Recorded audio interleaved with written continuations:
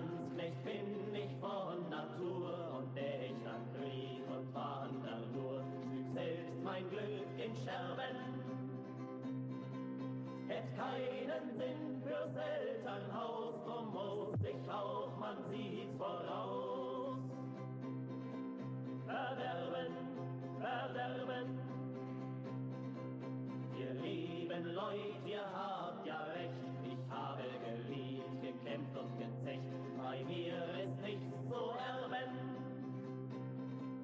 Ich schwur die Treue vor dem Altar und doch könnt für mein Lieb fürwahr. Ich sterben, ich sterben. Es biss mein Stahl in meinen Leib, viel heißer als ein glühend Weib. Tod ich spür keine Reue und sind die Wunden kaum geheilt. Bin Brüder. Aujourd'hui, vidéo sur la présentation de l'uniforme pionnier 1944-1945, donc sur l'opération Nordwind. Et ici, c'est un uniforme fin de guerre, donc un pionnier qui était intégré à un groupe de combat classique du Volksgrenadier. Le pionnier avec différentes configurations sur son uniforme. Je vais vous en montrer quelques-unes, mais évidemment, le pionnier n'utilisait pas tout son équipement et n'emportait surtout pas tout en mission. Ça dépendait à quelle tâche il était affecté. Donc comme chaque homme de la troupe en fin de guerre, il était muni de son uniforme M43 qui comportait la vareuse, le pantalon, les brodequins, les guêtres. La seule différence avec les Volksgrenadiers, c'est que ses pattes d'épaule sont en noir à la place de blanc. Comme chaque homme de la troupe, il était muni de son ceinturon, brelage, cartouchière, sac à pain. En plus de ces derniers, il avait pour différentes missions donc le jeton pionnier Gepäck qui comprenait 2 sacoches et une sacoche dorsale pour emporter de l'explosif, la gamelle et la Zielbahn. Pour un emport d'explosifs plus conséquent, en plus de sa sacoche dorsale, il pouvait avoir un sac donc, qui lui permettait d'emporter des charges de 3 kg, de 1 kg et encore différents explosifs. Celle-ci est de fabrication terrain car non de dotation et elle s'attachait avec la sangle de sac à pain donc pour être mise en bandoulière. Le pionnier servait au groupe de combat à sortir de situations plutôt compliquées. Pour accomplir ses missions, il avait différents outils à sa disposition, comme par exemple la scie ou la hache. Ici, je vous présenterai la hache, mais à savoir qu'il y avait aussi une scie qui pouvait se mettre sur le ceinturon du soldat. Voilà donc une hache qui pouvait servir soit à couper du bois donc pour le camp ou alors à libérer un passage pour un véhicule par exemple. Le pionnier étant connu pour le plaçage de mines, un indispensable pour ce dernier est évidemment la pelle, donc qui était dans une sacoche en cuir. Donc cette dernière pouvait s'accrocher sur le ceinturon et sur la dorsale, mais généralement sur les photos on voit les pionniers avec la pelle à la main. Le pionnier pouvait aussi ramper sous les lignes ennemies pour pouvoir couper des barbelés. Pour mener à bien cette mission, il avait ou la pince coupe barbelé petit modèle ou alors la grand modèle. La grand modèle était uniquement faite pour les pionniers, la petit modèle pouvait être utilisé par les chefs de groupe d'un groupe de combat. Dans les sacoches du pionnier, on pouvait retrouver du matériel, de l'explosif.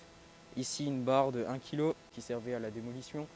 Dans la dorsale, une charge de 3 kg et puis des fumigènes. Donc c'est des fumigènes à grande capacité, donc à la place des grenades à main utilisées par les chefs de groupe. Nous avons ici un fumigène qui dure en moyenne 30 minutes, donc au phosphore blanc. Dans ces pochettes, il avait du petit matériel. Ici, nous avons des pinces coupantes, une pince normale et du fil, donc qui servait à être attaché sur un détonateur, pas à pression, mais du coup à passage. Donc à partir du moment où la goupille était enlevée dû au passage de quelqu'un sur le fil, cette dernière s'enlevait, le percuteur donc percuté. Et ici, nous avons un deuxième percuteur, donc ici à pression. Pour les S-mines par exemple, ce dernier marche à partir du moment où quelqu'un passe dessus avec son pied. En plus de ce qu'il avait sur lui, le pionnier était très chargé.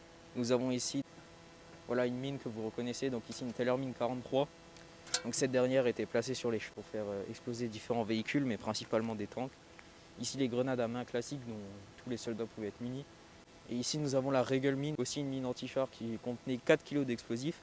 Dans sa caisse en bois, le transport était fait dans des caisses comme ça.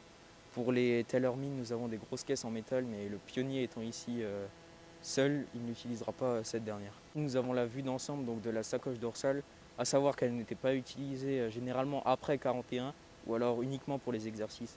Dans cette partie, nous avons la charge de 3 kg, ici les fumigènes. Là, nous avons la gamelle, donc la gamelle ne se met pas sur le sac à pain du soldat. Et derrière, nous avons la toile de tente.